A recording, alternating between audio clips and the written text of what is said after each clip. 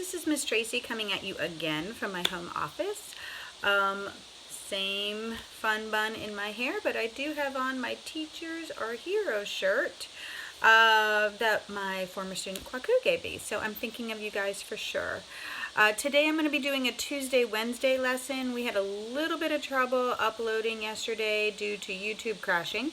So today we're going to go over Tuesday's work and what you should be doing today on Wednesday. Still following our normal weekly routine. Still in letter J, number 18. So on Tuesday, one of your assignments was to look at the jump rope picture. Jump being a great J word. And the instructions are to color each capital J red and each lowercase j green that you can find in the picture, okay? In this case, our capital J does not have the topper that you know I love, but our lowercase j, as you can see, goes down underground with the dot above it. And on the back of that page is our highlight a letter. In this situation, you're going to be tracing the uppercase J that has the topper, the hat, and then writing it underneath, leaving a little space between each letter, top to bottom always. The lowercase j starting about halfway up and going down underground, again with the dot above it, and then writing a few on your own with the spacing. And then in our box here, you're going to find all the J's and color in that square. Now, as we talk about every week, when you're reading a book or maybe a billboard or maybe you're looking at a magazine, the print, the fonts they use can be different. So it's important to know that your J could look fat or dark or skinny or tall or fancy or plain, but we have to try and identify it either way, okay? So go ahead and color those in. Now, on Wednesday, our tabletop work, which is today, is going to be cutting out the capital J that you have and gluing down our number of the week word pictures. So in this case, it'll be 18 J pictures. Now, for the mommies and the daddies who might be reviewing your work, what the children do is they count for me the pictures that are placed on the letter, and then they identify what those pictures are. In this case, you're probably going to have pictures of jam and jackets and jellyfish, but you could see it as they glue it down.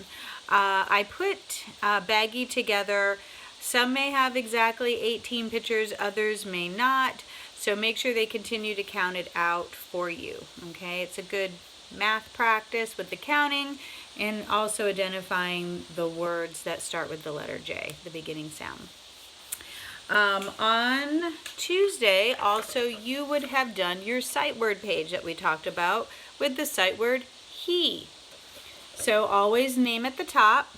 And if you remember, Miss Tracy likes you to do a first and a last name on at least one paper a day, okay, with the 2-finger space in between. Remember to capitalize your first letter in your name and your first letter in your last name.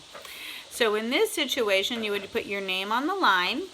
You would trace H-E, which spells he, and then you're going to write it 3 times at underneath the tracing, okay? Always starting top to bottom, and remember you can use your magic finger with your lowercase h down, up into a tunnel, okay? And your E, little line, and around, all right? You shouldn't be picking up your writing instrument with either of those letters once you start. Now, then you're gonna go ahead and trace the sentence, which is, he can run. Cut out the 2 letters at the bottom, glue them in the right order, and you are done. Again, we do this type of sheet every Tuesday, so you should be familiar with the directions. I've also included in there a picture of a jacket. I have a male and a female jacket, depending on who you are. And if you were in the classroom, we would be decorating it with bingo markers and stickers. It's a free art activity that typically we put up on the board with the title Jazzy Jackets. In your case, you can use whatever you have at home, even if it's just crayons or markers. And then cut it out, name on the back. If you'd like to keep it and send it to me or bring it to me when we get back to class, that would be great. We could still put it up on the wall and decorate our classroom. Okay, so here are your Jazzy Jackets free art. So, on Tuesday, you had your craft, which was Jesus. One of our best J words, probably the best J word in my opinion. And you were to cut out Jesus, color him. Of course, coloring first would probably be easier. Cut him out, and then we already had the water and we had the background page for you. And then cut out the 2 triangles and the boat, okay? You could draw your sun if you want. You could draw clouds. Name on the back. Today, we would have been doing the giant jam sandwich. And it is a literacy craft, which means it goes with our book. So typically in the morning, I would have read this book to you, and then we would have done our craft a little while later that relates to the book. What you will have in front of you, and I apologize, I don't have it since I'm not in the classroom, you will have what looks like a piece of bread to cut out. If we were in the classroom, we would be giving you some purpley paint mixed with glue that you would have spread onto your sandwich slice. And then there's probably 5 or 6 mosquitoes or flies that you would have cut out, or wasps, insects I should just say, that you would have cut out and just place on top of your bread slice as our craft. So if you do not have paint and glue, and it could have been like strawberry jam that you put on there, it could have been grape jam, go ahead and just color it in using markers or crayons.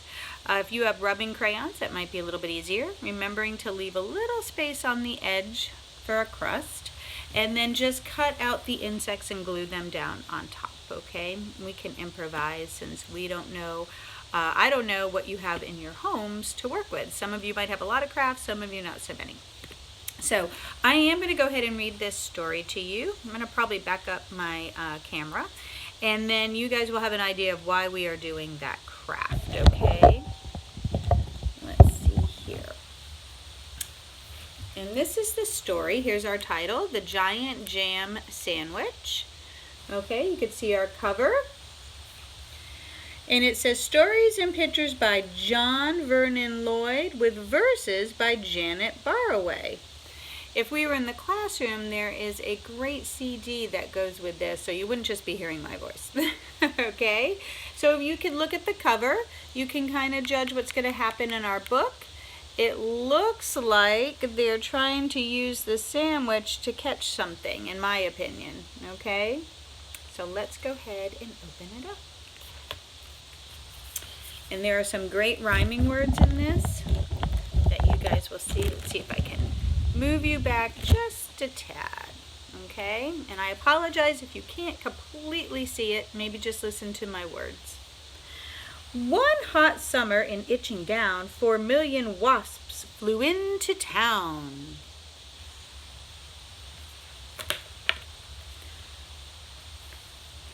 They drove the picnickers away. They chased the farmers from their hay. They stung Lord Swell in his fat bald pate, and they divided and hummed and buzzed and ate. And the noisy, nasty nuance grew till the villagers cried, "What can we do?" So they called a meeting in the village hall, and the mayor Muddlenut asked them all, "What can we do?" And they say, "Good question." But nobody had a good suggestion.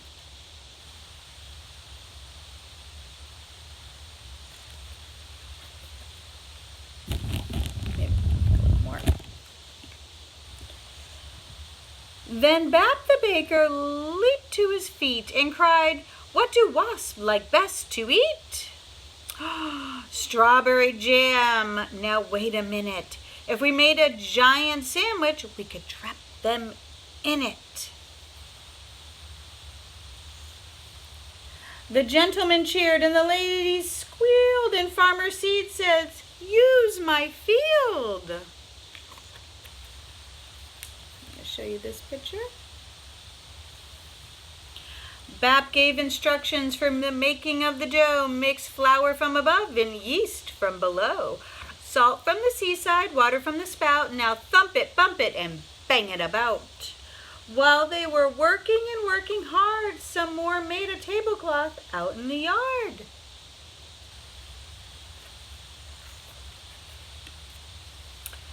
When they were done, the dough was left to rise till the loaf was a mountain in shape and in size. They hitched it up with a bit of fuss to tractors, cars, and the village bus, and took it to the oven they had made on the hill, 50 cookers in an old brook mill.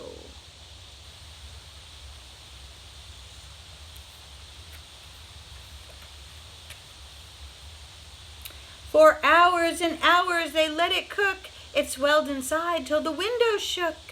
It was piping hot when they took it out, and the villagers raised a mighty shout. Isn't it crusty? Aren't we clever? But the wasps were just as bad as ever.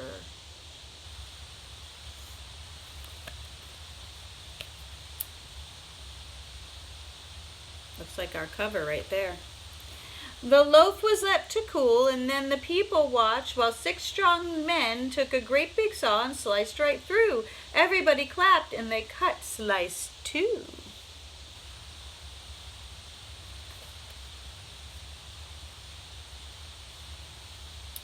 The village bus, they all agreed, would spoil the fields of farmer seed. So 8 of the horses pulled the bread to where the picnic cloth was spread.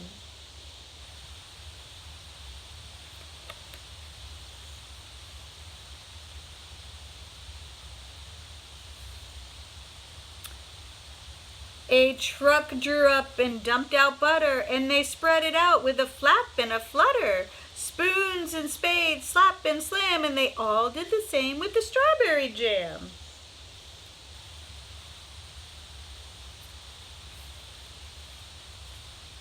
Meanwhile, high above the field, 6 flying machines whirled and wheeled, ready for the wasps to take the bait, and then there was nothing left to do but wait. Suddenly, the sky was humming. All 4 million wasps were coming. They smelled that jam. They dived and stuck, and they ate so much that they all got stuck. The other slice came down kerplunk on top of the wasp, and that was that. There were only 3 that got away, and where they are now, I cannot say.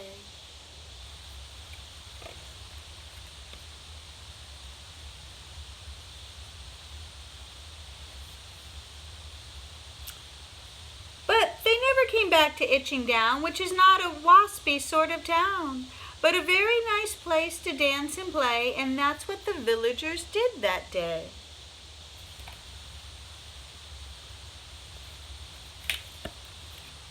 In our last page. What became of the sandwich? Well, in Itching Down they like to tell how the birds flew off with it in their beaks and had a feast for 100 weeks.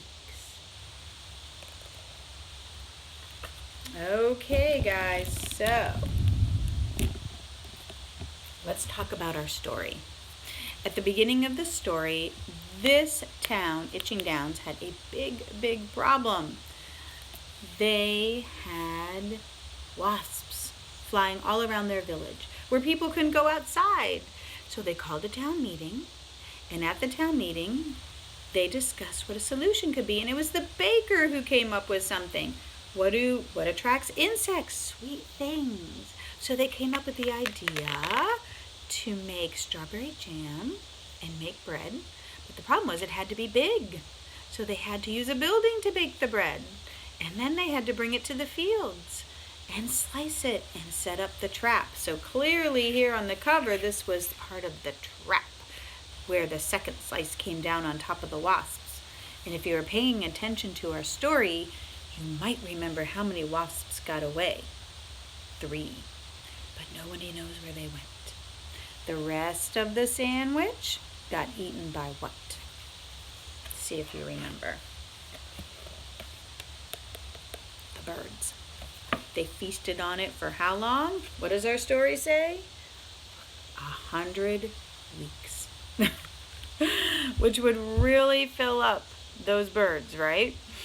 Well, this is one of the cute stories that I have that is on audio. So hopefully when we get back into the classroom, we can listen to it again. And if you remember, you could clue into some of those other details in our story here. So I hope you guys are remaining safe, staying inside, playing games, spending time with your families and your pets like I am. I am going to come up with a time where we can weekly Zoom in, which is another application, Zoom into our virtual classroom at a certain time, probably at night, so everyone can join, and do a little show and tell. Okay, for me, it'll probably be one of my animals. If you remember, I am taking care of my guinea pig, Gigi, my 4 pond fish, which actually they do have names, Semi, Noel, Rocco, and Taco, my dog, Riley, and my cat, Casper. They are thrilled that I am home and able to hang out with them all the time. Keep practicing your sight words, okay? Keep practicing your writing, top to bottom, left to right. Can't say it enough. Look for the sight word he in your stories, which is going to replace a male name, okay? And you can think of it as the rhyme like we like to do. We like to go M-E spells me, W-E spells we. Well, H-E spells E, he, okay? Look for things around your house. I love some of the pictures that are coming in from you guys, showing me what you're working on. You guys are doing a great job. I know I just got one from Peyton yesterday. Peyton's dad sent me something, and he is just powering through, doing great work. I saw a picture from Elizabeth. Let's see here. I've gotten, of course, that video from Easton, but unfortunately, Easton has not gotten his packet yet. So hopefully when he gets it, he can go ahead and catch up with us. Okay, so just want to say hi to everyone, and I look forward to making our video tomorrow where we'll be featuring our number 18. Don't forget our Bible verse of the week, which is Jesus is the same yesterday, today, and tomorrow. Okay, which means Jesus is unchanging. Jesus had the same principles and beliefs back in when he was born in his time as he does now. Okay. We as Christians, that's one of our strongest beliefs, okay, that he will not change. Also, I had a fleeting thought and now I can't remember it. Tune in a couple minutes to chapel with Pastor Peter. It looks like you're going to need a hat. And don't forget that every Wednesday, I know Music with Mars going on online. I have a calendar I am going to send you guys for April. I had to change it up, obviously, quite a bit. And I am asking Cyber Kids if they're doing any kind of instruction online, or if they have any suggestions as to how you can keep up with some of those skills, okay? Sending you lots of love. Mwah, from my home to yours.